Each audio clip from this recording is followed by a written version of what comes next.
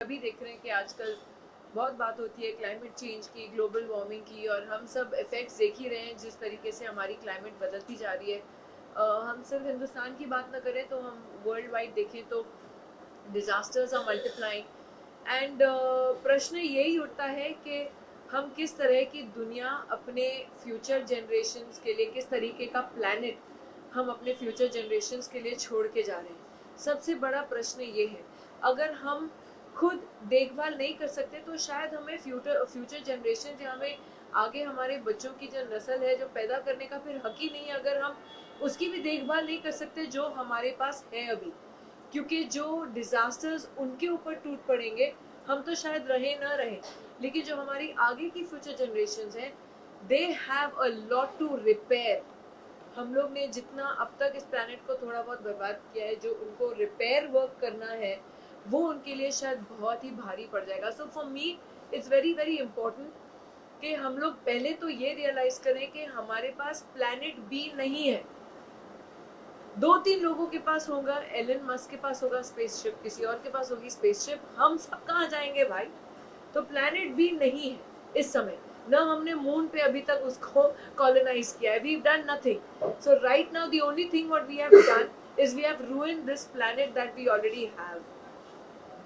Floods, disasters, storms, typhoons, hurricanes, earthquakes, everything is sort of, yes, there is a bit of natural calamity also, but a lot of the disasters nowadays are man-made.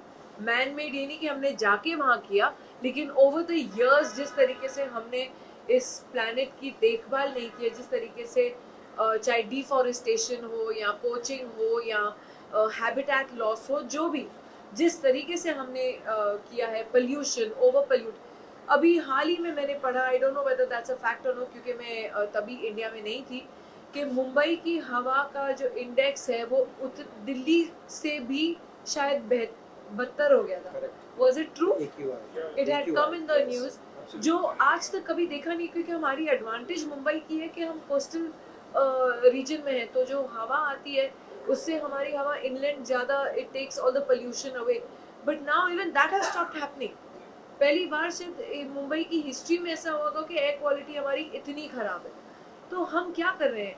आप अगर statistics देखेंगे, जिस तरीके से जो जितनी birth rate है, चाहे वो दिल्ली में हो और मुंबई में हो, ज़्यादातर बच्चे आजकल अस्थमेटिक पैदा होते हैं, जो पहले नहीं होता था।